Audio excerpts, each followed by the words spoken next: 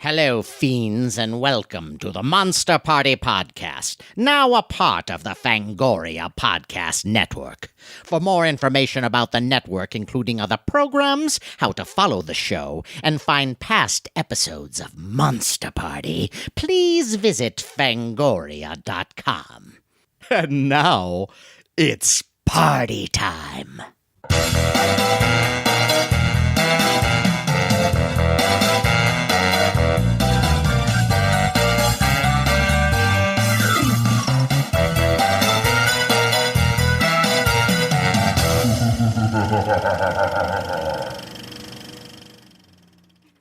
Greetings, everyone, and welcome to a very special, hilariously chilling episode of Monster Party. Monster Party! Monster Party! It's monstrous! It's chilling! It's thrilling! It is thrilling, and this is just what an episode! Wow! I tell you, God, it's huge. Criminy! Oh my gosh, I am so thrilled. But before we get to that, let me introduce myself. Yes. Who are you, sir? I am Matt Weinhold, I'm Shawn Sheridan. I'm Larry Strothe. And I'm James GONIS. and we have got a topic that is, again, the horror gods Yes. smiled up to us from hell. Yes. And we have a very special topic. It's a topic that's a show it's so much bigger than that. Ladies and gentlemen, we have the creator and writer of IFC's hit new show, Stand Against Evil. Stand against evil. Yes. We have Dana Gould and Susan Burke. Dana Gould to the bird. You told me the topic was Cajun cooking. Well, that's what we'll be serving, of course. But, of course, Dana, friend of the show. I thought you were going to be throwing spices into a pot and yelling boom. Well, we're not counting that out. No. Yes. No. My hot plate is always on ready. Okay. But Dana, of course, friend of the show, friend of mine forever, officiated my wedding. Yeah. Comic extraordinaire. You can't pin that on me. We swear we're going to make it work. I've officiated 3 weddings and they're all still together. How about that? Yeah, Wow. I officiated my friend Rob Cohen's wedding and, made the big speech about marriage and everything. And then 6 weeks after they were married, I had to go, hey, we're getting divorced. Just Well, doesn't mean anything about your marriage. Wow. those Hey. who cannot do. Way to set the mood here. Hey, Yeah. that's great. Well, it's about hell on earth, so I think we're... No, my marriage was in hell on earth, but divorce is hell on earth. Yeah, no, the parting of Even course. the nicest divorce. Yeah. There's no way to shitty really thing. make that fun. No. No, in fact, they had that show on that says, there's a show called Divorce. Yeah. And I was just like, no thanks. It's all right. How are they going to make that last longer than a season? Well, believe me, if it's my Yeah. lawyers, they can drag it out. The longer it takes. It's like 24. Yeah. The longer it takes, the more you have to pay them. Yeah. Well, this is great about divorce, but Hey, Larry, shut up. No. The topic is divorce. No. It's this show. This is an amazing show. It really is. On IFC. IFC, yes. Which is like it's a network that some The people, Independent Film Channel. Yeah, so a lot of Independent people Film may Channel, not be yes, correct. familiar with it. You know. This is what's great about IFC, and this is why really all of the shows on IFC are pretty great, and they're very undiluted.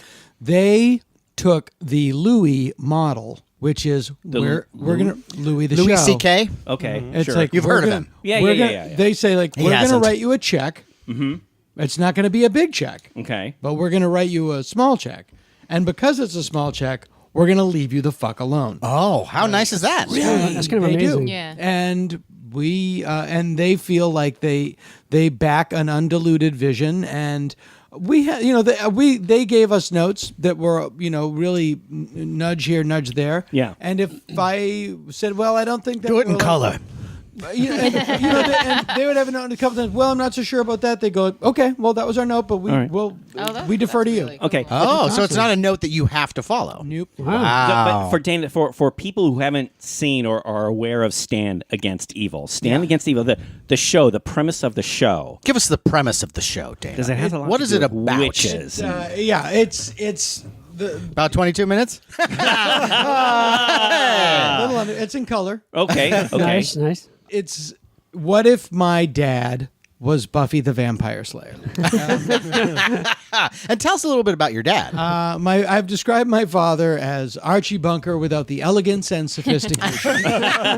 and we are recording this on November 7th, my father's 86th birthday. Oh, wow. Wow. Oh, awesome. Wow. Happy birthday, Dad. Ken. Yeah. And Because I'm sure he's listening. he did watch the show. Okay. Yeah. Kind of weird. Which one's me? Yeah. I wanted to do something in the genre. And for a while I was like, can I be another Sven Gulli? I would have happily hosted horror movies. Right, and sure. I think we all would. I just Yeah. wanted to do something in the genre. The horror genre. Yeah, because I just love it and I wanted to do something. Okay. And But this character is like your dad. Your dad, Archie Bunker. yeah, well, originally this was going to be when Susan and I were talking about it early. It was originally a digital short. Yeah. It was like Oh, really? Okay. Yeah. It was called The Haunted World of Uncle Kenny, and it was a different kind of show. And you two It was did this digital. together? Yeah, we were working wow. on it together. And then I was having lunch with Pete Aronson from IFC, and Pete said, "You should write a funny X-Files." And he said, and I said, "Well, I kind of just did." And I pitched it to him, and he went, "No, that's not good. But if you can change A to B and B to C and C to D, then we can talk." And I said, "Okay." Then I went off and revamped it, and it became the show that it. And the thing is, the show is truly. But Susan wrote I will say, the funniest episode this season. Oh, thank you. It's hands down. It's called "I'm Gleaning My Coven." I like it. it really is a show that is done by horror fans. Yeah. That's it. Yeah. Yeah, it's quite you obvious. guys get you guys obviously have the comedy down, but you also get horror, and that's what makes it. That's what makes it perfect merging. Yeah, well, what the there are several ways to do comedy horror. Susan wrote a really funny movie. Is it 2 years ago now? Yeah. Called Southbound. Southbound? Oh, I love Southbound. She wrote the segment. Oh, I that love that. Yeah. She wrote the segment that she was kind enough to put me in, Oh, that's great. I love Oh, that. cool. I Yeah, love cool. so good. and she's the wife. Oh, you acted See, in now it. it's all coming Yeah. together. Wow. And what's really great about that, and I'm talking for you, but it's Do that. You're a man. Yeah. Oh, maybe we should let her tell us. No. please. no, I just, but it's there's nothing innately funny. It's in the performance and it's in the tone. The humor. It's a very Twin Peaksy kind of thing where the humor comes from the tone. There are no jokes. Right, in it. right. It's not Right. Young Frankenstein. Yeah. It's not Young Right. Frankenstein or the far superior Saturday the 14th. Is that the horsehead one? I never saw any people? of it. yeah. Yeah. But that's one way to do it. And what I did with Stand Against Evil was I had this idea of what if I just wrote a straight horror show and then just put a character in the middle of it that didn't belong there that you had to deal with. And that was it. It's not unlike 48 Hours. Yes. Eddie Murphy should not be in 48 Hours. Yeah. But because he wasn't originally, No, right? he wasn't. No. No. Right. And because he is, it just throws off the dynamic of the whole movie, and it becomes a different kind of movie. And, Right. and that's not unlike what goes on in Stand Against Evil. It's just a funnier The Night Stalker. So What if Archie Bunker was the Night So Stalker? Right. Stan is this guy who was a cop, the head sheriff of this town. Yes. This little town in Willard's Mill, New Hampshire. Okay. And he does something at the very beginning of the season. He does something which makes him appear as if he's nutty. And they bring in a new Yeah. sheriff. He starts a fist fight at Yeah. his wife's funeral. Yes. Yes. And so we brought in a new sheriff played by Janet Varney. Yeah. Also a woman Yeah. Yeah. And you know what? One thing that Janet Did you have a baby on the set? I'm just curious. One thing that Because they can, you know. One thing that Janet and Susan have in common: bip bip bip. With Chatterboxes, huh? oh boy, bip bip bip. Lot of opinions. Opinions Yeah. on everything. So the recipes. Oh. I'm tired. I'm Opinions about recipes. So Stan, he's like older. He's like an older dude. yeah. He's an older. And I wrote him to be my dad's age. Yeah. Like I wrote him to be really old and. Janet's character she's like A young, beautiful woman who Yeah. replaces him, and the fact that and he doesn't know about the demons in the town. The fact But that alone, like, gets him to his core, right? Yeah, no, he's and when he learns about the demons, he's much more upset that he's been replaced by a woman. Right. Yeah. Yeah. But she's Yeah. tough though. She's She's Harrison Ford. Yeah, Yeah. exactly. Yeah, she's and unfortunately, over the course of the run of the show, we beat the crap out of her in the way that Harrison Ford Right. beat up in Raiders of the Lost Ark. I just remember my biggest memory of Janet. We were shooting literally in a swamp in Georgia at 2 a.m. and hosing her down with vomit. It was supposed to be vomit. It was just this goo, and just going up to her and going like, "I'm really sorry." See, it's funny, but like for a horror fan, that sounds like heaven to me. No, like, it was heaven. It was yeah. heaven. It was heaven. But I would have much preferred me to be the person admitting fire. I felt Right. bad, you know, and just like, I'm really sorry. I thought this was funny in my kitchen. It gets worse. But we were shooting in this location where the first person on the set was the snake guy who had to walk around. Is that how you found him? Well, we had to Snake guy. We had to Next exit. he had to walk around and check for snakes. Oh, And wow. make a lot of noise so they'd take off, and it was. And then I remember you saying something like he would find them and they put them in a bin. Yeah, they had a tub. They had like a storage tub like you get at Staples with holes in the top. And it just said, "Don't open." Till Christmas. Yeah, but the weirdest thing was they found a 4-foot skin. Oh my God. Where's the owner? He goes, "He's around there someplace." Wow, that's Well, speaking of skin, there's a lot of interesting skin or skin removal. Yeah. I think in the first episode. So I just wanted to get to let listeners know about this show and what is so cool about this town and what brings these two people together. These two like Eddie Murphy, Nick Nolte type characters together. It is a good comparison, actually. The town of Willard's Mill, a fictional town, but what the theory was that in the 1600s in Salem, they executed 20 or 21 people for witchcraft. Willard's Mill had a constable who got a little overzealous, and he burned 172 people. In the state for witchcraft. 172 people for witchcraft. Yeah, I think that he just got a little exuberant. Yeah. And It's like Pringles. yeah, it is. Yeah. And Once it's you- Milano cookies. Yeah, you just got to keep going. But here's the thing. It's like, dude, so They weren't can't- witches, but they're really angry. Okay. So, but weren't some of them witches? No. Really? There was, you will find out over the course of the season. Oh, don't tell me. I mean, I want to be. I'm guessing, but it's like I'm guessing it was come on, the there's last one. There's always the last one. There's like one. There was one person involved that actually was a witch. And that will be revealed over the course of the season, and that explains the demonology of the show. Well, and then Stan's wife, dearly departed wife, she was the demon hunter. right. This is what we learn in the. Yeah, the show is basically Sunnydale the day after Buffy dies. Yeah. It's this town was never bothered by these demons. There's a curse on the sheriffs of the town, and every sheriff died of early, violent, horrible death in office, except Stan.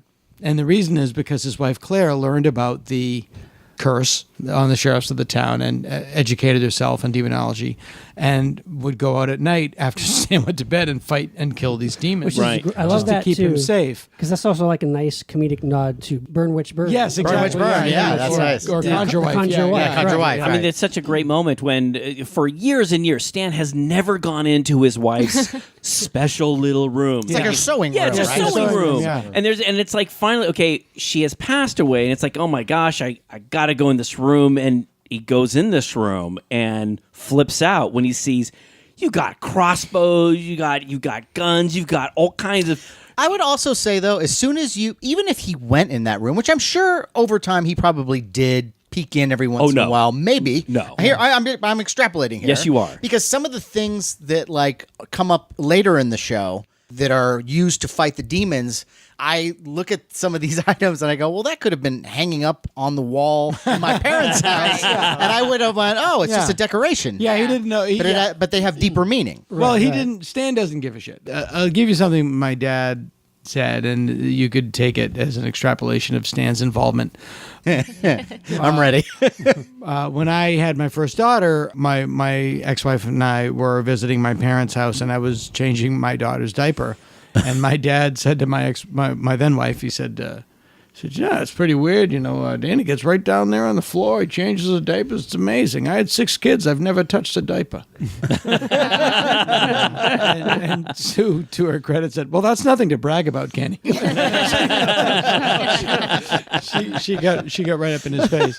In the original version that we had, his wife was a ghost that helped him along. And that was a big part of Nah, it's not good. Yeah. Right.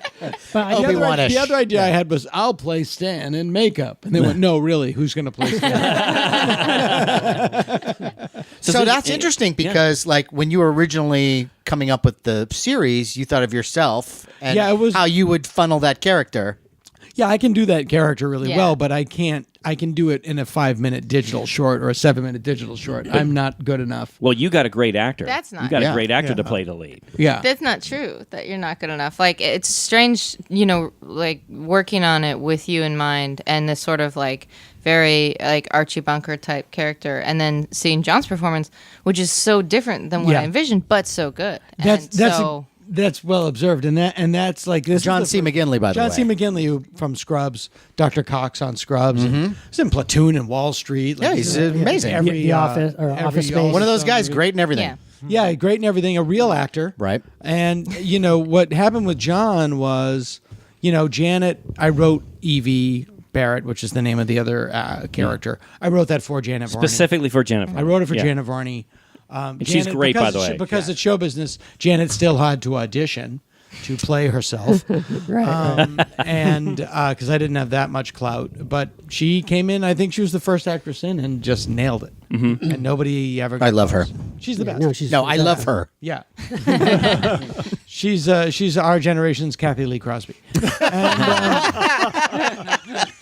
Or Susan Ann Thomas. The definitive Wonder Woman. Yeah, exactly. Right. It's nice to know a person that when you first meet them, you just look at them and go, well, I don't have a chance. Out of curiosity, I mean, the show references the Salem witch trials, and you're from Massachusetts. I am, yeah. And yet it takes place in New Hampshire. How'd you settle in New Hampshire? What's up with that? Massachusetts seemed a little obvious. I just wanted to make it a little different. Too redundant.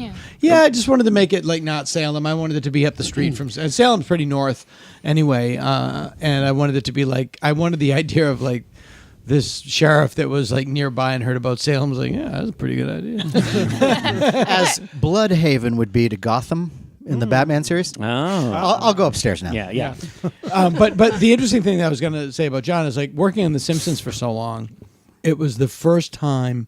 Like I know those characters very well, and you write them, and they're very defined.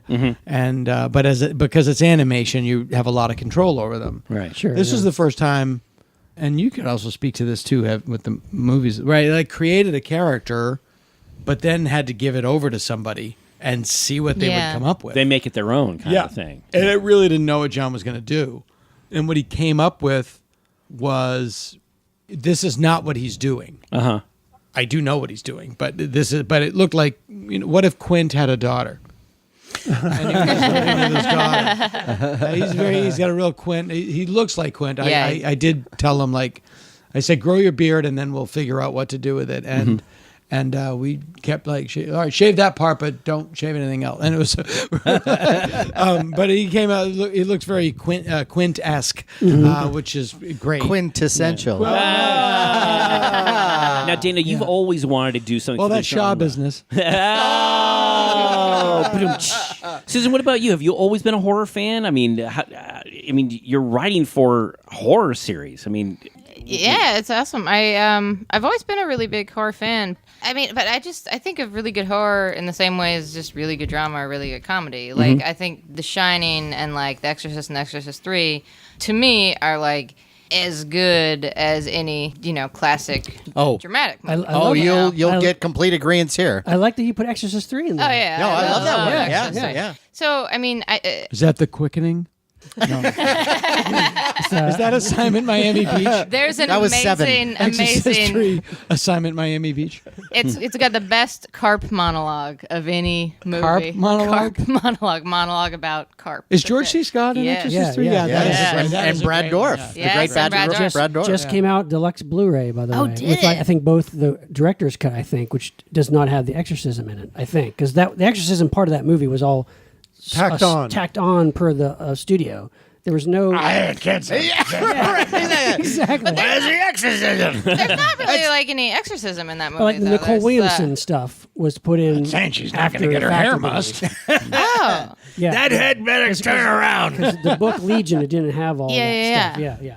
oh man. Who directed I The had to give Exorcist it. 3? William Peter Blatty. Yeah. Oh, man, that's Wow. interesting. Yeah, Wow. yeah. Damn.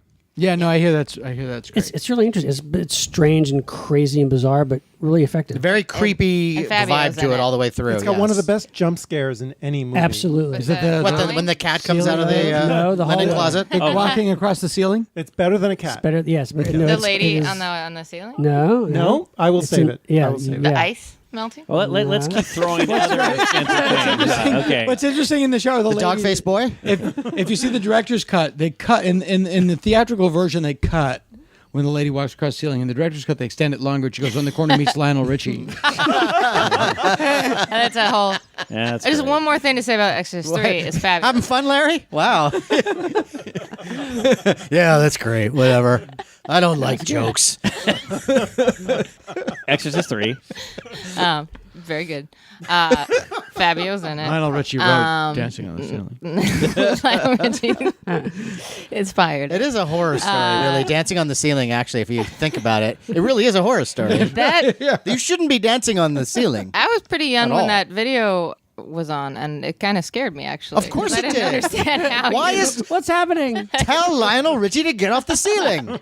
This is great. I love talking about Lionel Richie, but I actually wanted to get back to Stand Against Evil because I'm fighting my own there- plug. yeah, Jay. No, because there's a lot of things I want to know about the Stand. I mean, for me, the main thing is, as I was watching it, there's a lot of special effects. There's a lot of creature things. There's a lot of evil. There really are some I mean, cool there's a lot monsters. of cool stuff. And did you kind of done for a nickel, how too, did you- right? What did you guys? Yeah. How did you get? Our budget. Yeah, was- tell me. This is not a big budget TV show, but you guys have thrown a lot of stuff into this. Yeah. Was there lunch? We shouldn't. Yeah. Did you guys get lunch? Dana made all the lunches. PB&J. Yeah, ham sandwich. I told the local school it was for the homeless. we had 3.5 days an episode. Endless chili. We had 3.5 days. Wait, an 3.5 days? Wow. Episode. Wow. That's crazy. nothing. That's It's kind of- nothing. We cross-boarded it, which is you take 4 Right. scripts and you break them down and you shoot them like a movie, and that's what we did. Right, Wow. right. So you shot all the evening stuff. You Yeah, shot all the cemetery stuff, then all at the same the time. kitchen Wow. stuff, then all God. for 4 and 4. And we had a really wonderful special effects group called Autonomous Effects here in Los Angeles. autonomous effects. Yeah, I wanted the effects to be practical. I wanted them to be tactile. awesome. Yeah, they look great. And I think that comedy only works when, comedy and horror are cousins, laughing and screaming do the same thing. Sure. They're involuntary reflexes that release tension. And they require separate but equal suspensions of disbelief. And I think that if one goes out the window, all the air goes out of the whole cake. Right. And so the reason that in the thing you laugh when he goes, "You got to be fucking kidding me," Yeah. is Yeah. because that thing is really there and your eye knows it's real. Yes. Yeah. Right. So if it Yeah. if it looked fake, you wouldn't have that reaction because you know it's not real. The best way to describe it, I believe this was Roger Ebert talking about, he was doing Pixar versus stop motion. Mm-hmm. Computer graphics versus stop motion. Okay. And he said, stop motion looks fake, but it feels real. Yes. And CGI looks real, but it feels fake. Yeah. Yes. Yeah. There's a warmth to it.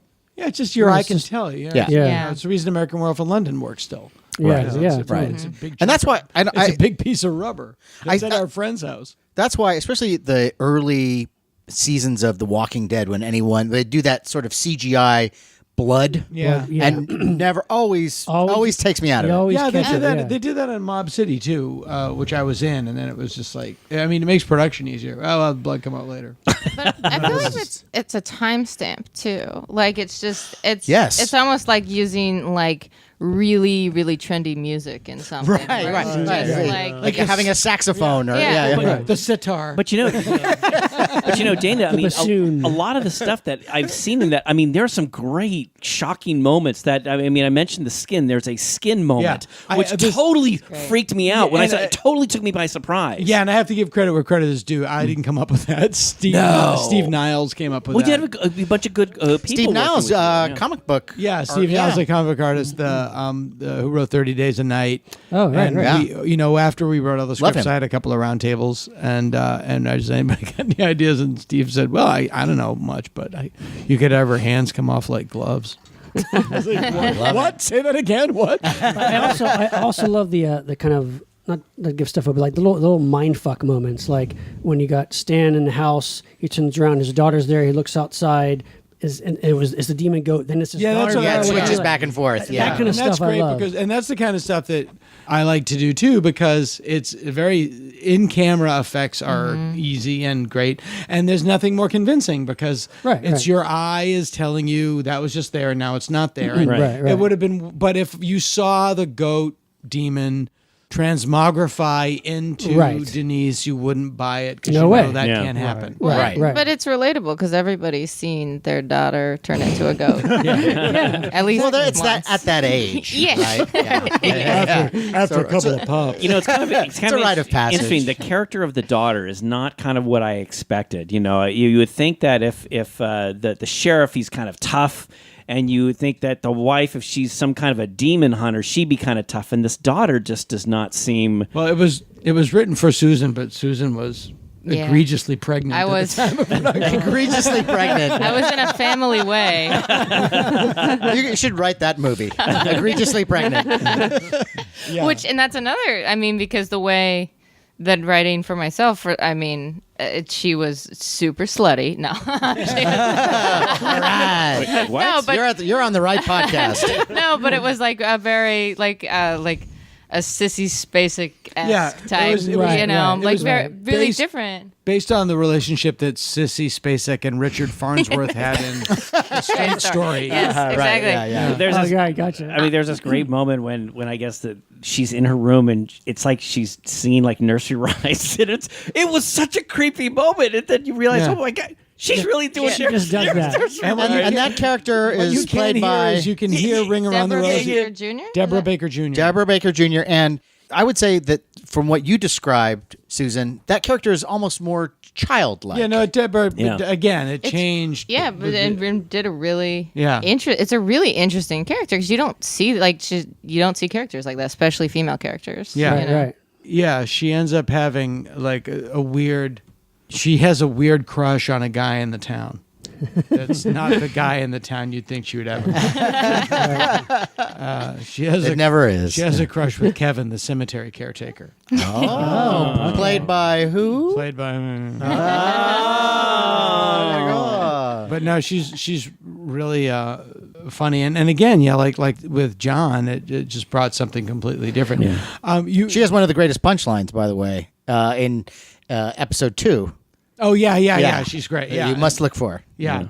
You know, we were talking about The Straight Story. The show's influenced by a lot of things. Like when I came up with the idea, I wanted it to feel like an early 70s horror TV movie because I was a kid, those are always the scariest things to me because I saw them when I was 9. Like I saw The Night Stalker when it came out in January of 1972. And I was born in 1964, so I was 8 or 9 years old. Yeah, Second grade. yeah. And it scared the fucking Absolutely. The highest rated TV movie at the time. Yeah. Right. Until I think Roots. think Also so. very scary. Very scary. It is. In a very different way, but That is extremely scary. That is a great yes. program. Tony, this guy thinks humans are property. Get out! But I, to me, it was. I wanted, and I had these conversations with the DP and with the directors. Like, I wanted it to look like a night gallery. Yeah. I wanted it to look like the music as well. Yeah. Well, the music is the great, brilliant Eben Schletter. Oh, yes. Who did Great. music. Yeah. I gave him Robert Cobert's House of Dark Shadows. I was going to say soundtrack. it does And I said- echo Cobert's stuff. Yeah, I said I want it to be that, and that's where you get all those xylophone. Yeah. Yeah. And That's great. And then the other characters were, there's a lot of the straight story is where I got the relationship of Stan and his daughter. Stan himself is my dad, and a lot of things went in the pot. When it came out, a lot of people said, "Oh, it's Ash versus Evil Dead," and that never entered my mind. Well, sure. Which is not to say I've only seen the first 7 minutes of Ash versus Evil Dead. They put the first episode on. You didn't need stars to watch the first episode. So I was watching it with my daughter, and then he was having sex in the bathroom of the nightclub in the first episode. Right. And my daughter went, "Dad, this is inappropriate." And I turned it up. So I've actually never seen the show. I love Evil Dead 2. I love Bruce Campbell. I love Sam Raimi. I'm glad that show's on. I'm glad people love it. That was not on my radar when I was doing this show. Right. If it was, I wouldn't have made the title less similar. Right. You know, like, Right. if you can accuse me of being a thief, I'm not a lazy thief. I'll be I stole the relationship of Richard Farnsworth and Sissy Spacek from A Straight Story and put it into this show. Yeah. I'm a clever thief. Right. I'm not gonna do The Straight Story and call it a simple line. I'm going to change it around. But this is different, though. This is they are different. This They is One really are starts in a different animals. cabin Yeah. with a no, cursed book. They're very. Yours is your dad. No, they're very. Yeah, they're very different. Cursed dad. There are only 2 horror comedies on, and Yeah. genres are similar. Louis is like Marin. Yeah. Right. Chicago Hope is like Grey's Anatomy. True Blood was like Vampire Diaries. These are genres, and they work as sort of every police. Homicide, Life on the Street is like Life on the Street, Homicide, or whatever all those shows are called. There are ways. Unfortunately, there are only 2 horror comedies on, pretty much, Right. and you either do it this way or you do it the Young Frankenstein way. So, But both can live. they can. They can live, and they are living, and I love it. I'm glad it's on. I'm really happy that it's on. What annoys me about it is the irony that it's basically accusing me of being lazy, yet the accusation is in and of itself lazy. Right. All you have to do is watch the show. Yeah, it's like Yeah. there's actually a ton of influences in this show, but you have to look for them. It's not Right. just going, Right. one has against and one has versus. It's the same thing. Yeah, there's a demon, maybe. Yeah. you know. Right. Yeah, no, it's very. It has a lot more in common with the X-Files, or the other huge influence on the show is Doctor Who. Stan and Evie. You hear that, Larry? really. Yeah, totally. Really? I Maybe can need totally to see shut that. the fuck up from now on. I was going to say I don't actually see that, but because let the you don't watch explain. Doctor Who. Do yeah, explain, let the Dana. creator talk. Well, for I us. just think that the relation of Stan and Evie is a lot like Doctor Who and his companion. Yes. And what I like about Doctor Who is it's really smart and clever, and Yes, it is. Is it? the Moffat years, yeah, I think so. Oh, the Moffat years. I see. Yeah, I no, see. Yeah. I would. I think it always has been. Yeah. Yeah. I'm getting it. I'm in. Now I'm in. Now you're going to get into a bigger Now Susan's argument. afraid of Virginia Woolf. Susan and I came over for drinks. And you guys are talking about a child we're going to find out later Yeah. you never had. I would go right back to the reboot, actually. I think some of the Moffat years kind of go astray a little bit. A little too goofy. Yes. What I'm saying is, in and of itself, it makes an attempt to be clever. It makes an attempt to. Right. You can't guess the story. Ash versus Evil Dead is slapstick. It's using the conventions of gore films and putting them in this Three Stooges context, which is brilliant. And it's an idea that I would not have come up with. But we get comedy from different places. Sure. And I would argue it's also the similarity with your show in a way that it's not copying, but similar in tone, is that they're character driven. Ash is a very specific character who drives that whole universe. Right. Whereas, I mean, when you first told me about this idea in the development stage, because I've heard the stories about your dad for ages, and I love that. Yeah, of course, it's the relationship between Stan and Janet, Yeah. But it's also this family dynamic. This is a real family. Yeah. And a dad-daughter relationship that's unmistakable. It's a dad-daughter relationship that's unmistakable, and what you'll find over the course of the show is that Stan and Evie, it becomes another father-daughter relationship, that she is the daughter that he kind of wishes his daughter was. Right. But also putting a character like Stan against demonic monsters and witches is just a great idea too, because you don't very first version of this was John Ennis, who is a friend of mine who's on my podcast. I had this idea of like, what if Great podcast, by the way. What if my dad and John Ennis were exterminators? And they went into a house, and it was just under the house. It was just vampires hanging upside down. Like, you got Nosferatu. Yeah, I know it, but he doesn't want to fight him. They just had a very laissez-faire. Like they were. Right. It's his job. They fought monsters. It's his job. Yeah, but it was the all-star game. He didn't really want to deal with it. which would be my father. I had to, when I was 9, I had to wait to go to the hospital. I had to wait for a hockey game to be over. I remember this story. I remember. To go to the hospital. So I thought, like, that'd be funny. It's a guy fighting monsters who doesn't not believe in monsters, just doesn't give a shit. Yeah. Right. He'd rather be sitting in his easy chair watching it's TV. a demon. Who cares? And that was the original origin. I would also say that the tension in a lot of horror movies is that you don't believe in something, and then this thing shows itself right in front of you, and so now you have to believe. But what you're describing is like, okay, so now months later, I believe it. I know it. These things exist. Yeah. So let's move on. Yeah, that's the whole I've got a job to do. It's like a chore. And if you notice, that we have this running gag that was never really in the scripts. It just kind of happened. Was at the end of every show, it's like, well, now we have 107. Yeah, I wouldn't worry about it. Yeah. And I was like, there's somebody's missing. Nah, I think it's fine. He just wants to, his goal in life is to be left alone. There's a line in the pilot that sums him up, which is, all I want to do is nothing, and I can't even do that. Now, Susan, Yes. the episode that we were talking about, which Dana has said so many nice things about, can you give us a little bit of a hint of that? Can you, without spoiling anything? This is an upcoming episode. An upcoming When episode. is it? Is it not this week, but will be? It's the following. It's a following week week? from this. It's episode Wednesday. 6. Yeah. Episode 6. 6. Okay. I can say it's a thinly veiled remake of Taste the Blood of Dracula.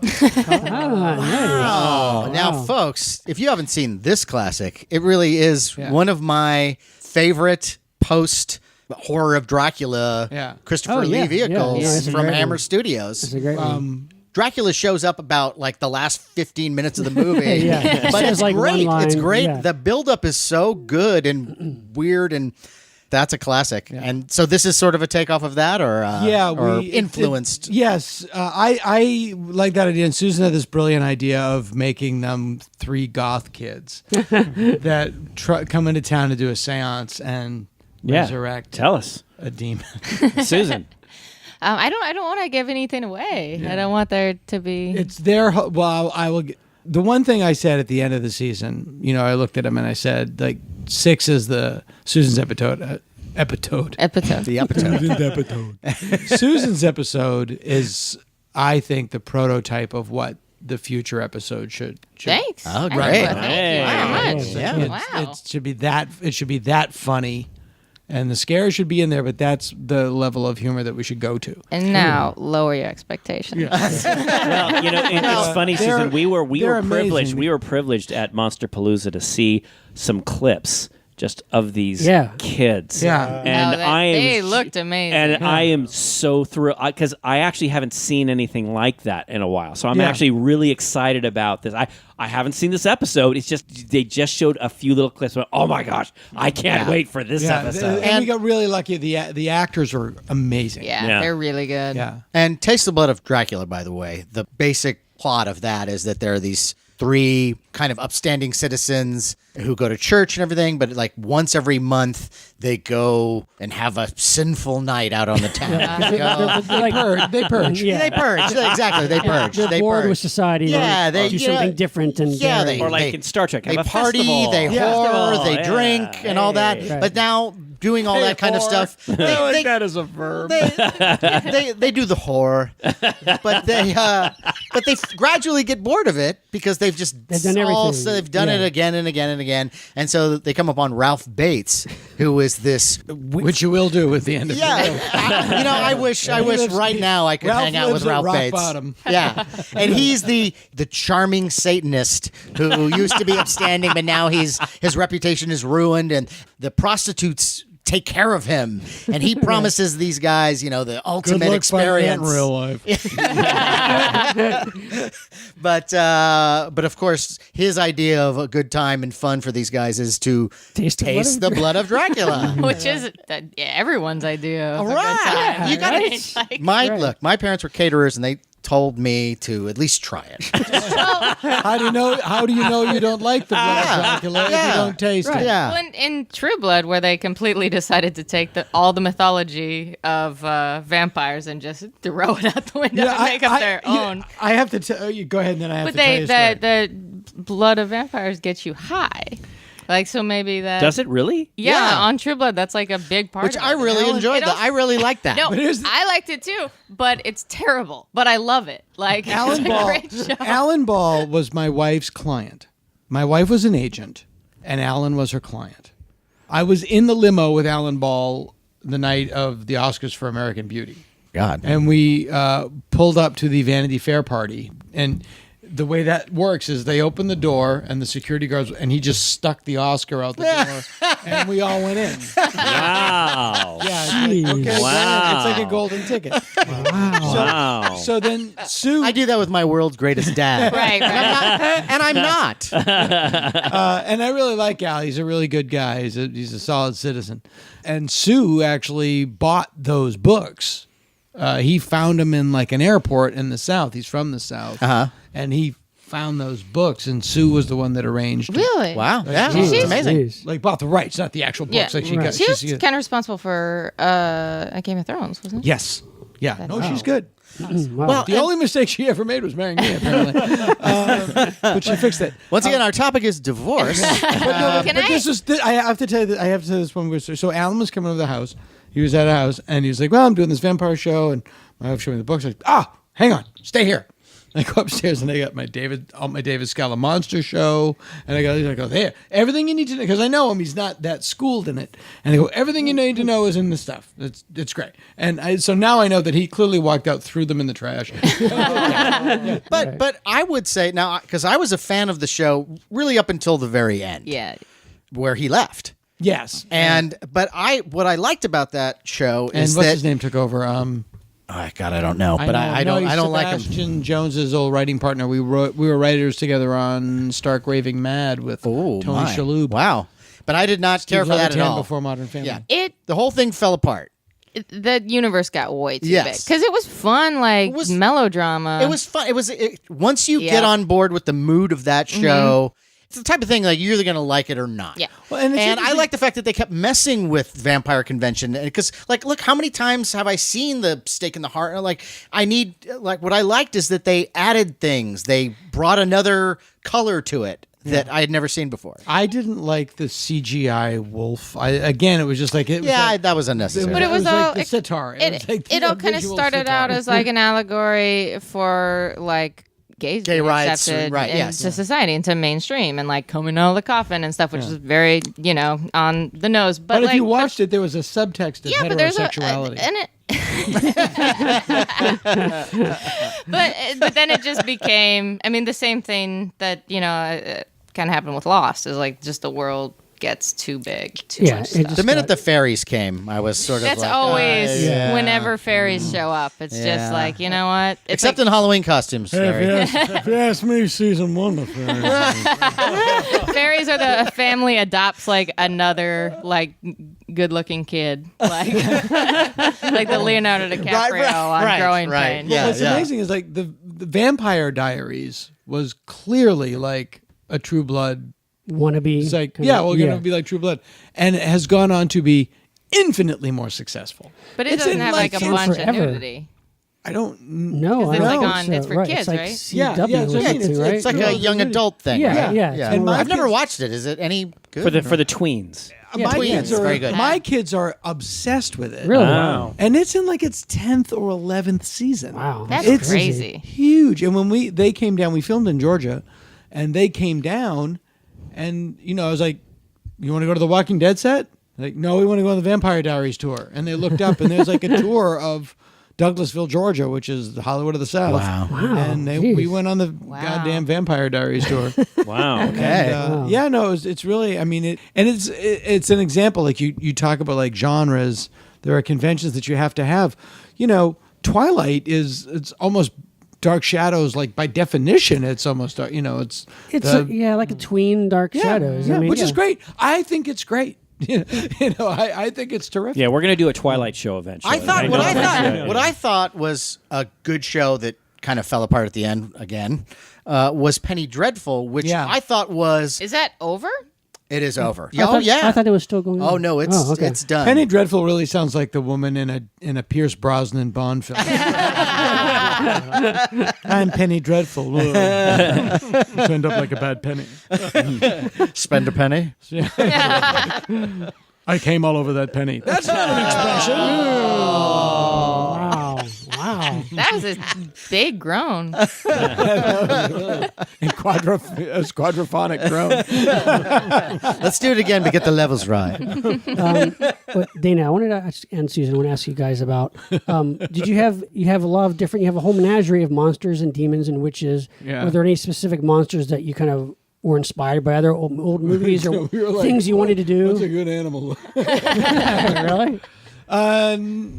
That's a great question. Is it? Yes. No, it wasn't. The monsters really came about in a very Kolchak the Night Stalker way. We're just like, that's what I was. What's a cool monster? Yeah, that's awesome. What's a cool monster? And that's starting that process for season 2. Now we've only seen 2 episodes, but really the goat man inspired. The very first time that you see him is genuinely shocking. It is. Like it takes the breath away from you a little bit. Man. Yeah, because to me it's just like yeah, because you're right. You're too close. You're having lunch with him. You are too close. I really am. I really am too close to it. Yeah. In fact, somebody on the night of the premiere, somebody asked me if I was going to watch it. I was like, no, I think I'm going to saw my own head off. No, it's really inspired. It's so odd and bizarre. And the goat, the Baphomet, which is the name of the goat demon. Anybody with a Dio album can tell you that. Oh, yes, I know what you speak. Ronnie James Dio, very short fellow, by the way. Yes, but man, the pipes on him. Like 5'2", like he was like 5. Did you know he was a holy diver? No, I don't even know what that is. No, that was the name of one of his albums. Oh. But our metal fans. I am so lost right now. I have no idea what you're talking about. But Ronnie James Dio, you never heard of him? No. Dio, really? Wow. Well, I'm sorry. He's Judy Garland. I'm in a different circle, sir. I have to share a quick little thing with it. Why are you going to do that? No, but it's great. But okay, let's bring it up. It's funny because I love Larry. Yeah. And there's an innocent quality to him that I always appreciate and love. Because they play a lot of soundtracks when we're driving places. I love soundtracks. And there's nothing wrong with soundtracks. Oh, shut up over there, okay? Come on. Yeah, Paint Your Wagon, that kind of stuff. No, I'm kidding. But a lot of soundtracks, and so I was genuinely curious. Like, Larry, do you listen to other stuff? Like, when you want to rock? Do you ever rock out? He goes, oh, you want to rock? All right, you want to rock? And he puts on the Stray Cats. Yeah, and I love it. Why are you laughing? But I'm not there are saying a lot of people out there. That is great stuff. That's great rock and roll. The Stray Cats. Yeah. I love the Stray Cats. But to me, it's funny. It's like when you say rock, like, okay, what do we do? You got a little old school Sabbath? It's the Stray Cats. It's just, we're going to rock this house. And you don't have to go farther than that, really. So where does Judy Garland come in? Well, that was, I was saving face for you. I see. Because the first time I said, come on, give me something else. And he I swear to God, he puts on Judy Garland. I Don't Care for Meet Me in St. Louis. Hey, she had a great set of pipes, my friend. It was just her breaking down on a TV special. Well, there was... okay. Can we have a 4-minute Judy Garland sidebar? Oh. Go for it. Please. Sidebar. I love Sidebar. Judy Garland sidebars. Sure. Why not? They're delicious. Is it Meet Me in St. Louis where she sings "Happy Go Lucky, People Call Me Plucky"? There's a version of the Kevin Meaney "I Don't Care" song. Okay, Judy all right, Garland okay. sings. I'm not an expert on this, but Possibly Meet Me in St. let's just say that is true. It is true. Okay. Kevin Meaney, who we all love and miss, yes. just passed. I started out with Kevin in Boston in the 80s. And Boston in the 80s was the comedy scene and just the culture itself was virulently homophobic, like aggressively, savagely, hatefully homophobic. And comedians would do the most jokes today that like jokes about AIDS that at the time was a new epidemic that was horrible. Jokes that would today get you drummed out of show business. That you could get fired for telling these jokes. Okay. They were saying them on Like no, I'm sorry. I'm kidding. Come on. I'm kidding. Come I'm on. kidding. but these were in a microphone in a comedy club Yes. to cheering throngs. Wow. And Kevin was gay. Not out then. Not out. Yeah. But closeted in the middle of these horrifyingly homophobic people and just living this completely secret life. And his big bit was this Judy Garland song that we didn't know was a Judy Garland song. And I was talking to Dan Spencer, our friend Dan Spencer, and Dan was like, look, if we knew that song was a Judy Garland song, he was done. But like all those years, like I'm even singing the Judy Garland song. You guys are too fucking douchey to know. It really, but that's an amazing strength that unfortunately he had to have. Yeah. Well, to yeah. live like that. Well, and then like when I think about too, is like any Like sort of being a monster, trying to bring it back. yeah, Like being a werewolf. yeah. I mean, we're 4 people all doing a monster podcast. Yeah. Desperately breathing through the edge of that closet. No, I hear you. Together, we are the leading cause of vaginal dryness. Wow. Jeez. Wow. It's a joke. So about Yeah. so about those Nerds monsters are cool in the movie. now. I don't know if you know. See, I don't know what's going on But we're in not his the neck cool of the ones. woods, man. I don't know, dude. We're Come not- on, you've got a hit show on. You know, you've got these. I'm the good. chicks are probably I'm like, doing well. they're crawling all over you. No, you that's Mr. not Stan true. versus Evil. No, that's not true, Larry. That's a very good point, Larry, that you brought up. What's that? So, lady-wise, what has Stan Against Evil done for you? I mean, Nothing. you know what? I have a girlfriend. No, you know what? now, did you meet her through Stan versus Evil? Stan No. Against Evil? No, I met her through Ash versus the Evil Dead. Did you really? No. Pam worked on the show. She's a puppeteer. She's a professional puppeteer. Oh. So I got that money coming in. Hey. And she operated Murgatroyd and our Evil Flowers. And Wow. She did a Yeah, lot of. and she's great, by the way. She's great. She's super funny. And yeah, I really love her. I met Pam at Sketchfest. Oh, okay. I met Pam at And you know what I think, Matt? What I think is, as the creator of the show, I mean, you see Dan's name at, it's like created by Dan, and he's not only helps write it and he's trying to supervise it, he's in it. He's got so much going on. He doesn't have time to like smell the coffee or anything. That's what I think. Is that a metaphor? No, I'm just saying that he's probably so busy. Nobody and that's wants what- to- he's, nobody- he's probably missing the women who are just like Flinging themselves Nobody- at IFC. Or the No. window of IFC. Nobody wants. Where's Dana? Nobody wants to bone the middle-aged creator of the Monster Show. You just got to go to the right place, man. I know a convention. But the goods are pretty odd. That's exactly right. There's a convention in Modesto. I'm telling you, they're waiting for you. Yeah, You there's just a need lot to of- know where to go, So buddy. if I kill you, do I become you? No. So Dana, you said like how IFC has been a pretty good place for to It's do been the show. it's been the only place. So are you guys already thinking ahead for future seasons? Like Yes, like- definitely. I mean, we don't have an official pickup, but I'm writing it as if we will get a picnic. We did really well against Game 7 of the World That's Series. amazing. Wow. Right. and And the it was the greatest World Series. Yeah. No, it was- Yeah, of all time. And wasn't there a maybe. country Yeah, music it's awards crazy. show on too at the same time or something? So you did well with those two things Yeah, going but- on. Country music There awards. was literally something for everyone. Yeah, that's the beauty of television. The way isn't it? television's changed, we won't really know for 4 months because what the numbers that really matter is how it streams. I see. Really? Yeah. Now we were talking a little bit about this earlier too. It's interesting how how the network shows these episodes. These episodes are like what? They're like, Like two at a time. Two Two at a time, yeah. Yeah. two at a time. Because it's a half an hour show. Right. But it has an arc and it has a mythology. Right. And AMC owns IFC, and we were filming the show. Did not know that. The president of AMC looked at him because we'd finish them 2 at a time, and we'd send them as they were done. And, Right. he just said one day, he goes, I kind of liked watching them 2 at a time. It helped me stay in it. Oh. And so we just, all right, we'll do it that way. So this idea of like showing it like one a week, it's like kind of threw that out the window. 'Cause- Yeah, I liked it. Honestly, think it works nicely as it- because it's 21:30 is a short amount of time. Right. Yeah. Right. You're used to these shows being an hour long. We tell a lot of stories. Yeah, you get a lot of 21 story in, minutes. Yes. in that Yes. amount of time. And for no money. And one of the reviews was like, the town doesn't seem to have a lot of people in it. Hey, fuckwad. Extras cost money, Yeah. okay? Hey, And they're small Dana? towns. Dana, I'll town it. No, I have to pay you. I can't Yeah. even do it for free. Yeah, but the other thing is you have to go to what, Georgia or Alabama? Where? I'll go to where- Georgia. But it's like, I couldn't even do that to you. I have to pay, which is like, the reviews that are maddening is that it only got one negative review. It only got one negative review. And it was a cultural website from the Bay Area called Oh, well, there you go.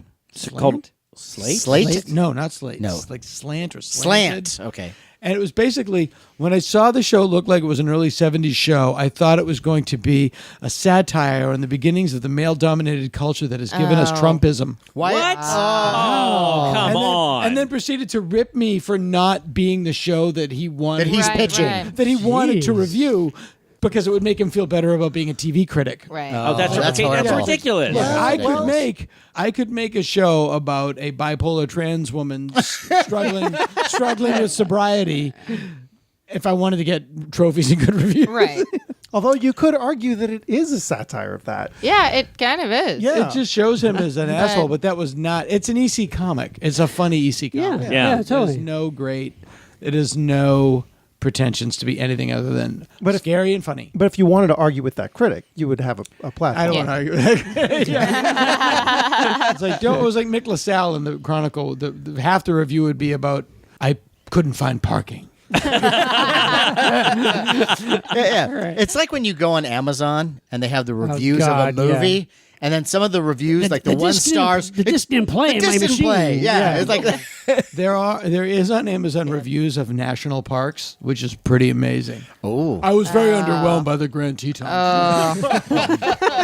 the trees were all different sizes. So you know something. What you learn from this is, you know what, Dana, you can make everybody happy.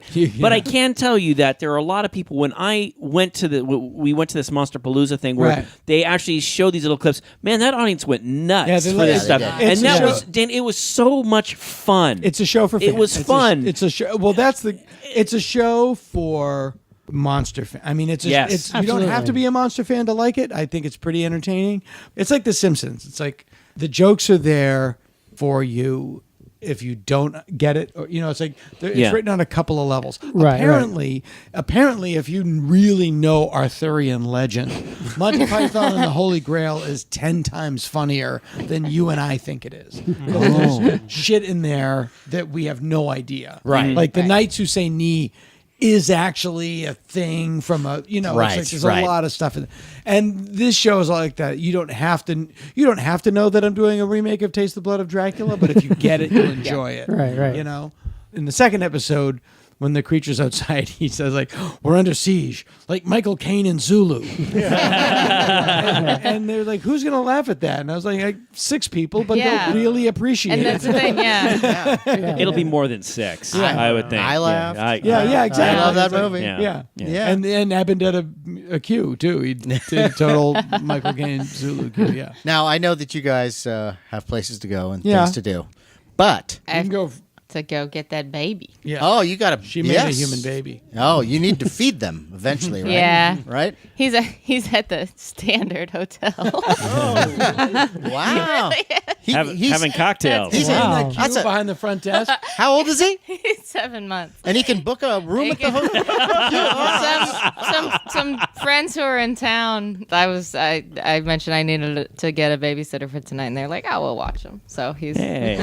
All right, so you can go another hour. They're your In that friends. fish tank. yeah, he's with my friends, but I need to You're- get you're- him in. yeah, But wanna- you, in addition baby to is this, on though, Sunset in addition to Boulevard. Stand Against Evil, you're doing other things, though, right? You got something else you got working on, or Get off my back!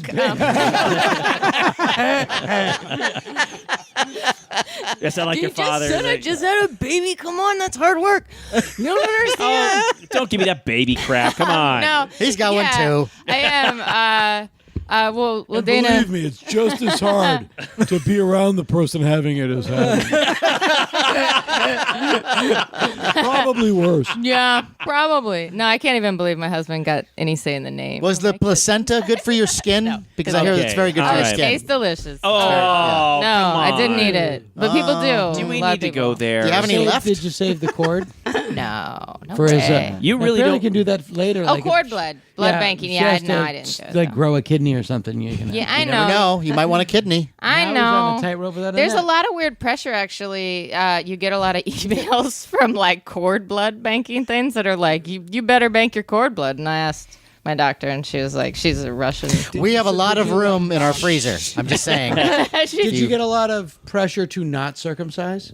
No, but I mean, I got a lot of pressure to do like home birth. Not pressure, but just people who were like, you should do a home birth. You should do, and it was turned out to be an emergency C-section. So Yeah. I would have died. Yeah, exactly. if I did a home birth. Yeah, Jeez. yeah. It's the home birth thing is sort of like chopsticks. I don't know. It seems like what we have now works better. Yeah, I mean, I was kind of like, if I could be in a different room. Yeah, there's a during reason. birth, There's a that thing would be called great. science Yeah. that happened, Yeah. and we don't have to do it that way anymore. So, Susan, you're just working on Stand Against Evil, then?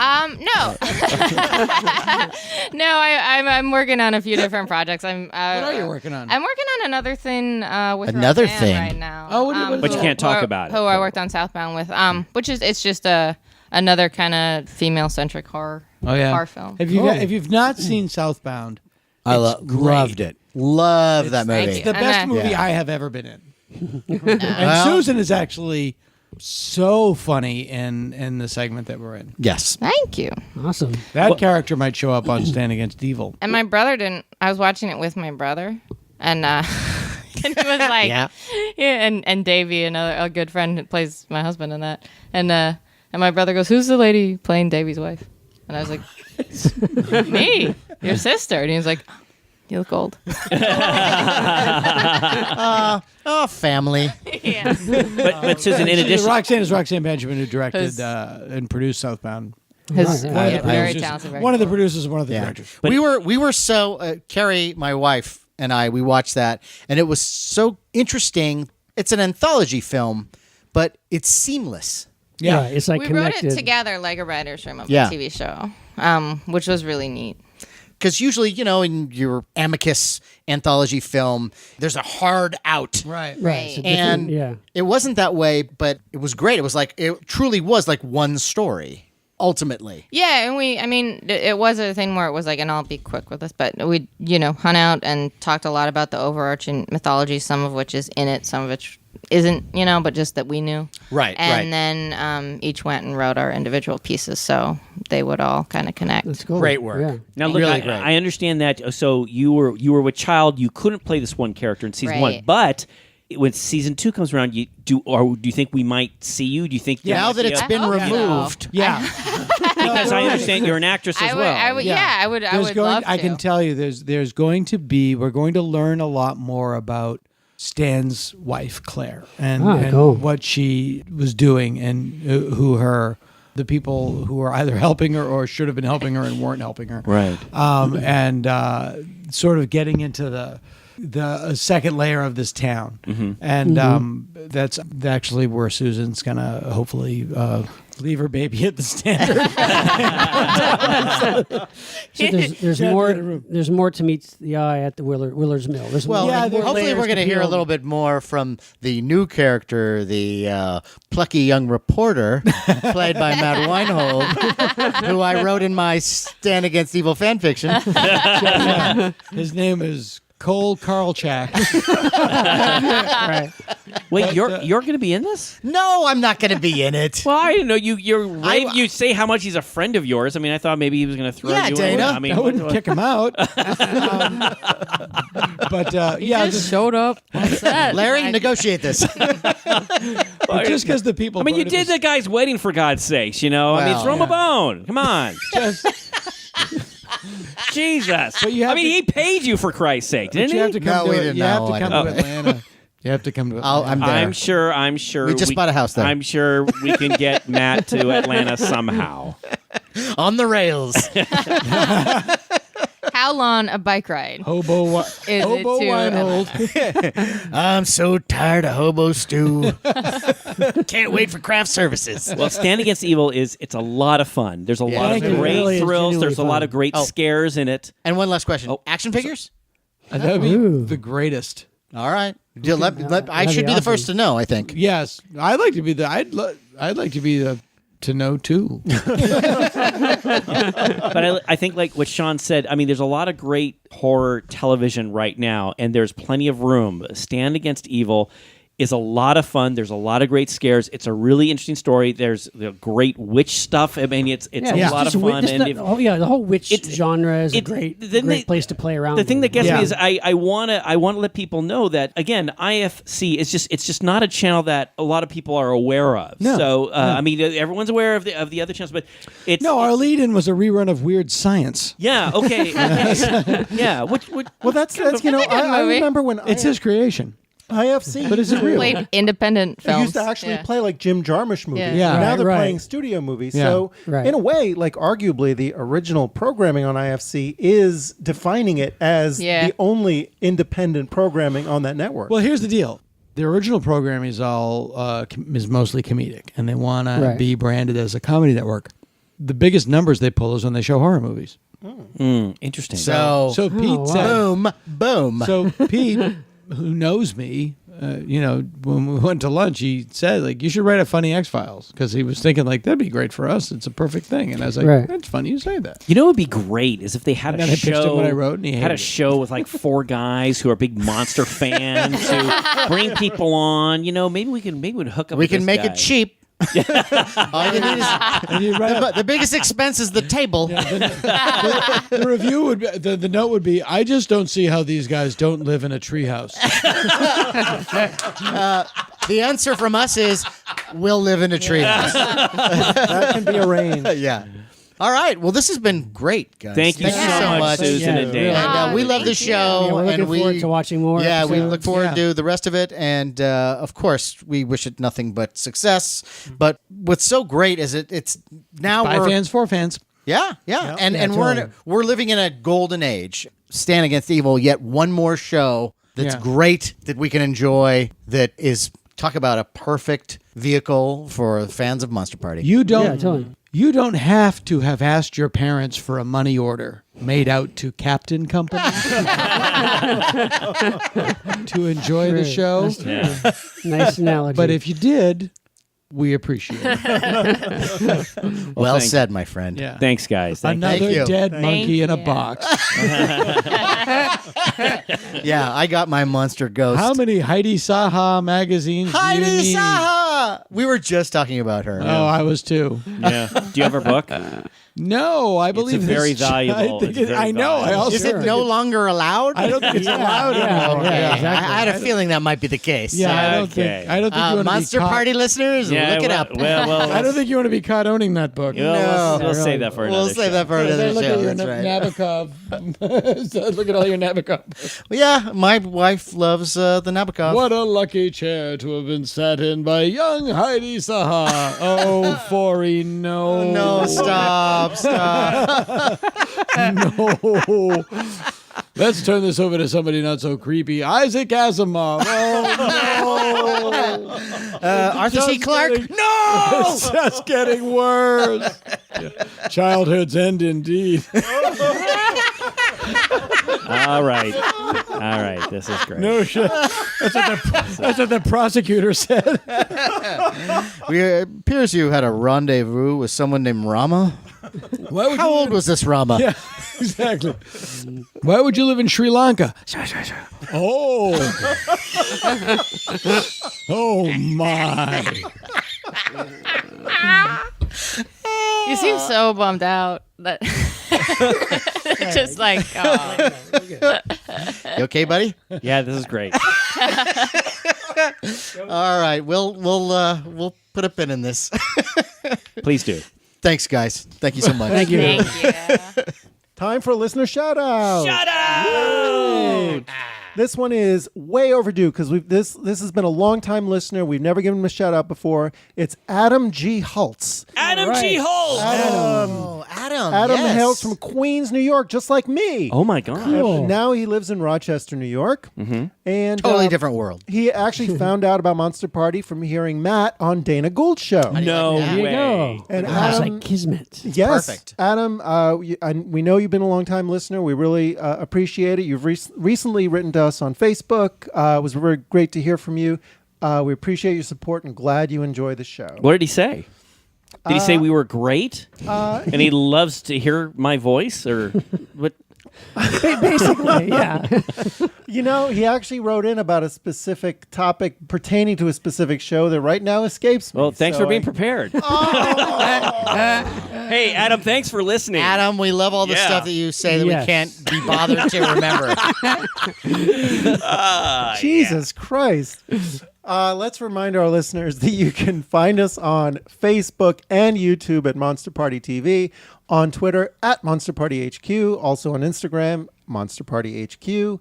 You can find us now on Google Play Music in case you have an Android. Let's remind everyone that you can buy a Monster Party cap from our eBay store, which Yes. is just called Monster Party Store. Yeah, and it's a great quality cap. It's got 17 million stitches. No, not It's- million. That's lying. No, it's like 1,000. It's Okay, got the 1,000. individual stitching on it. It's fantastic. They're individually woven Yes. by 3-year-old children. no, Yes. no, not in the no. East Indies. They are not. No, that is no. It's They're done here. very well fed. No, they're actually done here in America, my friend. Wow. Really? Here in Good America. old US of A. Wow. I like that. Yeah, they are done here in America, and they Look for the beautiful Union label. quality. Okay, the quality. Quality Work. goes in before the name goes on. How do you like that? Wow.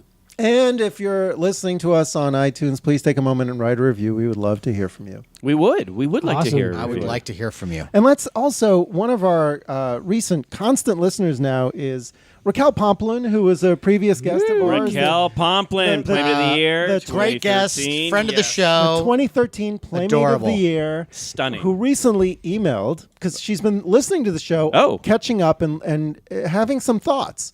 And she says, I have a reasonable explanation to running zombies versus slow ones for Larry. Okay. Oh, I got to hear this. So the slow ones are the ones who were brought from the dead, so they're halfway decomposed and dead brought back by witchery or some magic.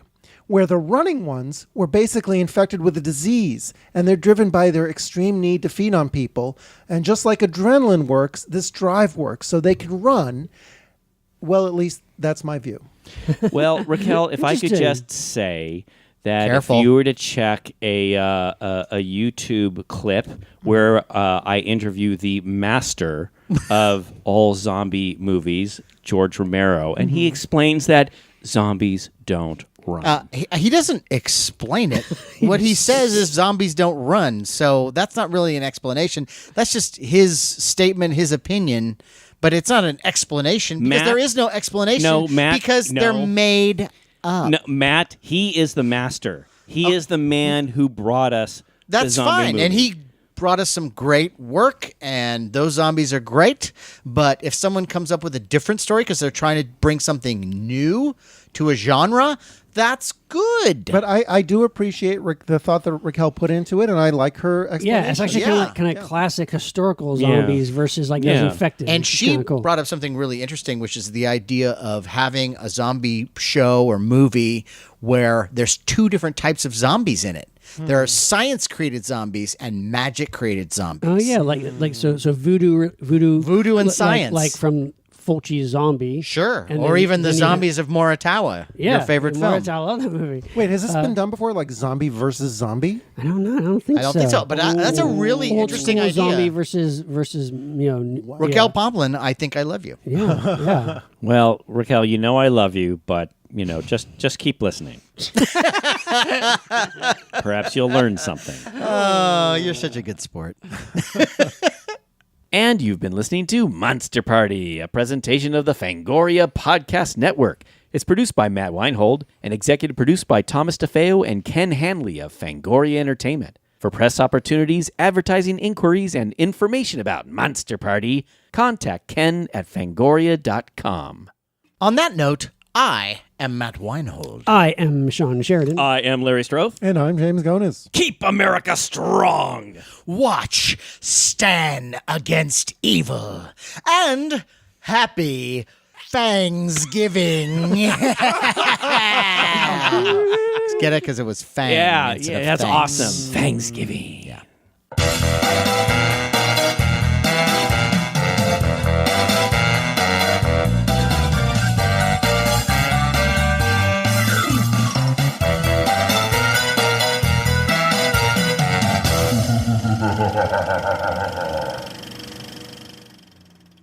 You know, I have a confession to make.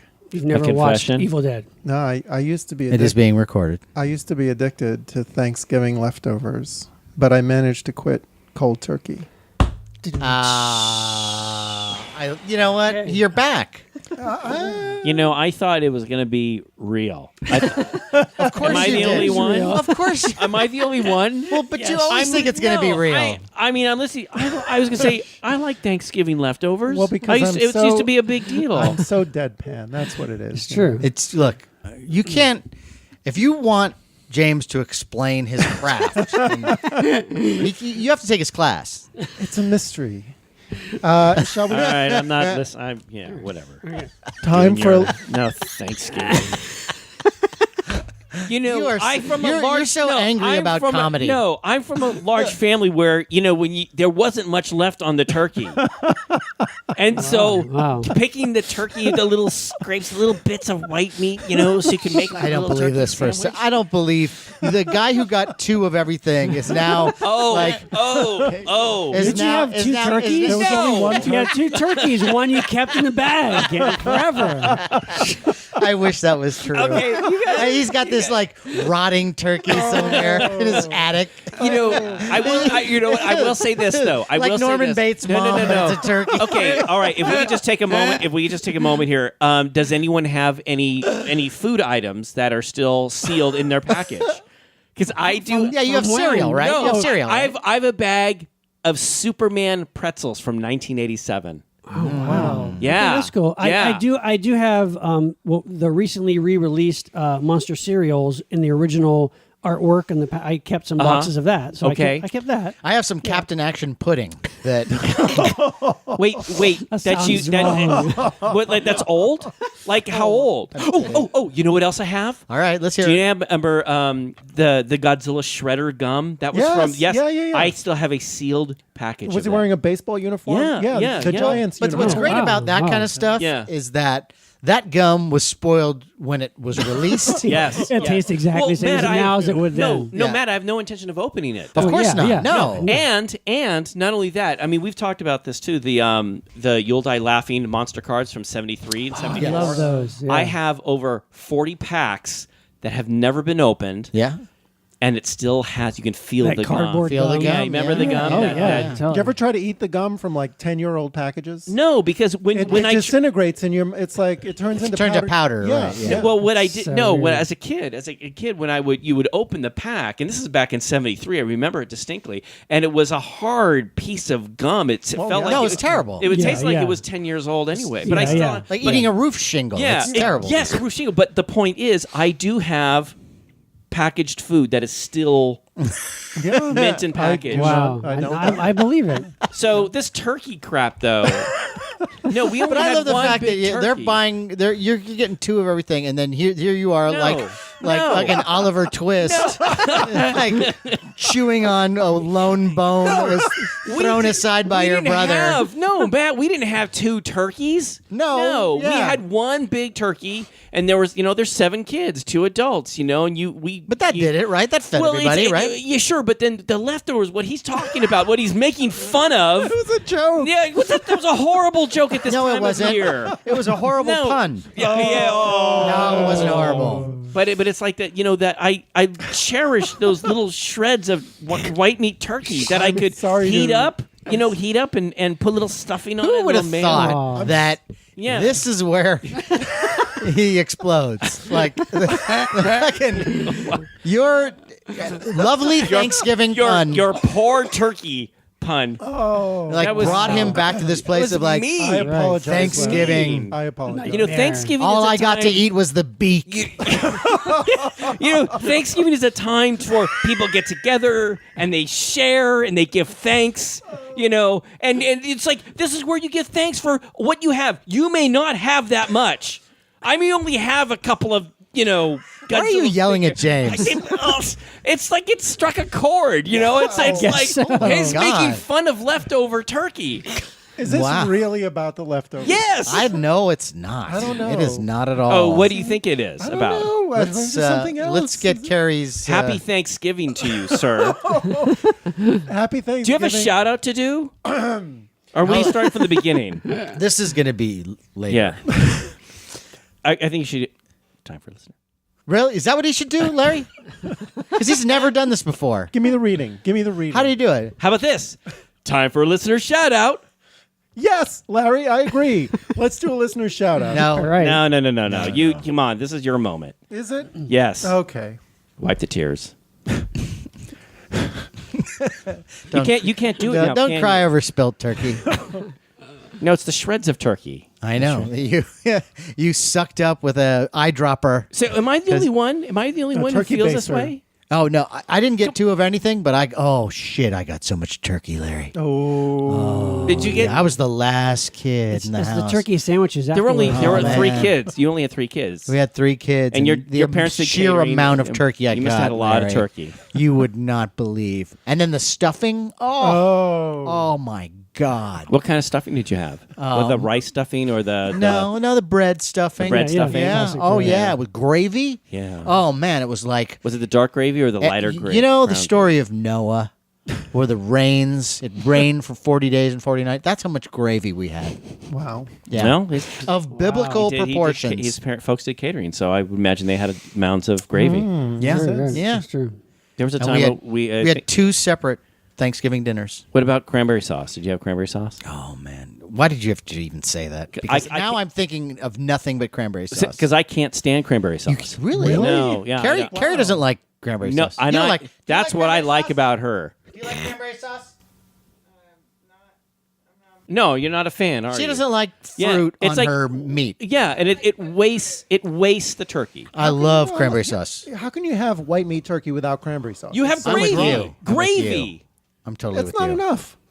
You need. Well, I like it separately, but I don't like it on. Wait a minute. the You, meat. Wait, you what? just, But you I just like eat it. a bowl of cranberry sauce? Exactly. Are you that log? serious? That log Oh, that comes out of the can. Yes, I just yes. eat that myself. I love Are it. you It's serious? Like a fantastic. can? Oh my Yeah. God. It's this So wait a minute. Whoa, whoa. Gelatinous log of cranberry sauce. It's delicious. That's how my mom would serve cranberry sauce, and it would still have the molding of the can. Yes. That's what's so Yeah. cool about it. Yes. Yeah, You like that. It's cool. That part I didn't And you like. put like a little holly sprig by it or something like that. Oh, look. Yeah, What's a holly that's That's sprig? lunch. You know, little holly, What's a little holly piece sprig? of holly, little holly Oh, piece. like a little garnish. piece of holly. Little Like garnish. garnish, you know. A sprig. Ooh. Yeah. I learned things from you, Larry. Your folks I at didn't know that. catering, they would know that. I didn't know holly I'm sprig. sure. Well, I'm just saying. That's a good name for a band. The Sprigs. I was going to say stripper name, but Did you guys or ever do stripper. potato buds? You know, potato buds. It was like a potato bud? It was like those. It was like dehydrated potatoes, and it was all like flakes, yeah. and you poured them in. It was like yeah. did you ever like just eat oatmeal. those raw? No, Yeah, that was because good. I thought it would expand and it would explode in your stomach. like alien. Like Pop Rocks. No, like pop. No, so No, I was I was on. thinking Brady Bunch, like putting too much detergent in the volcano? Yeah. No. I never did that, but it was like I really like those potato That's buds. just instant mashed potatoes. Yeah. Right? Oh, Okay. yeah. I just love Not bad. potato. There's Yeah, no. potatoes in It's kind general. of hard to do a bad potato. Yeah, I that's think. true. Yeah, you can't mess that Name up. a bad potato, really. I mean, there's And put tater cheese- tots, and put cheese au with it. gratin. And it's heaven. Yeah. cheese Scalloped. and potatoes. Yeah, scalloped Yeah. potatoes. Yeah. God, I want some tater tots. I do. I I'm want tater hungry. tots right now. Let's do this. The topic of the show: tater tots, Horror tater tots. terror tots. Horror and sci-fi tater tots. Oh my god! What are we talking about? I don't know. All right, go. All right, let's do this for real. You ready? Let's do a listener shout out. It's like it's like a Shawn Sheridan thing. I'm sorry. I was with you. Take I bought Courtney. it. I bought it. See, drink. Courtney. Okay. All right, I'm ready now. I bought it. I'm ready. All right, I'm ready. James. Let's do a listener shout No, you have to What more the fuck? energy, more energy, like you're happy. Okay. Okay, ready? I love those potato buds though. Oh, God, I want tater tots. Yeah, with little cheese on ketchup. it. Yeah, no. Oh, you don't like ketchup? No. I do. Have you gone to Hooters and tried their? Okay, You know enough with the Hooters. tater tots with the little cheese. Have you and, ever been to a nice restaurant? Don't ever? shit on Hooters. Oh, Hooters oh, is awesome. I'm Hooters is awesome. Okay, Mr. Fancy What is- Pants, Shawn not Sheridan, that I Mr. go to a Beverly nice restaurant, Hills. but like, yes, right. I go to nice restaurants yes, all the I know. time. Look, I know, Mr. But I go to Sushi other Man. places other than Hooters, though. There are other places that I'm just saying they have nice tater tots yeah, there. they're pretty good. Yeah. No, they're great. Yeah. They're great. But what is the obsession with Hooters? I just don't understand. It's not. No, it's the tater tots. Okay. Beer is cold. Tater burgers tots are with a good. boner. They just taste better, right? Well, if you had to go there. Are you suggesting that I mean, I that's- put tater tots down my pants? Is that what you're suggesting? No, but that's an interesting idea. How would that work specifically? No. They're just delicious to eat. They are delicious. Okay. I mean, Some people you can't love really their mess up. wings. You can't really mess up tater tots. Oh though. yes, you can. How? Yes. Okay, wait a minute. Hold Have you on. ever Wait. I would love to end the show, but I need to now find this out. How do you mess How? up tater tots? undercooking them? Matt, So- have Well, you if they're ever? frozen, yeah, I guess that would be. Oh Yeah, wait, yeah. do you have your tater tot? When you get tater tots? Are your tater tots like they're like still soft, like freshly made? You always get tater tots from the frozen section. They're always frozen. But I like them so really you crispy though. Yeah, exactly. yeah. So They if have you to be crispy. undercook So them. mushy tater tots. No, dude. If Yeah. you undercook them and they're a little cold inside and That's they're not true. good, It so destroys them. That is gross. don't look Yeah. at me and go, well, how can you? Yeah, are you Mr. Special Chef that knows how to cook tater tots I'm really the well? best chef. No, I can make a peanut butter and jelly sandwich really well. Yeah. That's Have you it. made tater tots? No. Aha! Well, let me I tell made you, them. Hey, sir. I'm curious about your PB&J. No. I'm just saying that tater tots. You gotta sometimes. No, I agree. It has to be. Yes, Yeah. they have. Oh, right, I I'm get just- it. I'm They just- need to be cooked. Yeah. Okay, But I got just- it. All I'm Preheat the saying, oven. don't Yeah. throw that. Oh, how do you mess up tater tots? You yeah, can. considering that Okay. you cook them. Okay, Sure. I'm was thinking I'm more of like in total agreement. restaurants if you go. And, Okay, yeah. Yeah. Now PB&J. Yeah. I like a thick layer of peanut butter I like a thick layer of both peanut butter and jelly. jelly. Thank you. To the point where it's like treacherously coming out each Right. end, and you have to kind of eat it real fast. Right, That's it's the like way to do both it. peanut butter and jelly are trying to They escape. have to Yeah. be slabbed on. I'm with you. 50-50 ratio. I'm with you. Yeah, yeah, I'm with you. Yeah. Yeah. And with different jellies too. You can experiment with different jellies. On one sandwich? No, I'm just saying that Okay. like you try. Do you have a preference of what kind of jelly? No, For me, I it's kinda like strawberry, man. I like strawberry, but I Strawberry's the way. like boysenberry or blueberry preserves. I mean, you can go crazy. Nobody said grape, and so I And think you're all sure, grape. kind Yeah, of course. un-American. No, it's not. No. But no, it's all kinds of jellies. I love. Okay. All right, this is Grape is sort of a gateway jelly to the other preserves. I've been waiting my entire life to hear you say those words. I don't think our listeners want to hear this. I think they do. No, Gateway they don't. Jelly. Gateway Jelly. they Talk about a don't. good band name. Listeners, can you tell we've been drinking Yes. a All right, bit? yeah. Okay. If only we had some turkey. Oh, turkey. Talking of tater tots and peanut butter and jelly sandwiches all night. After Monster Party, much like Walking Dead, tune into Talking Turkey. Not with Chris Hardwick. Yeah. Right. Turkey.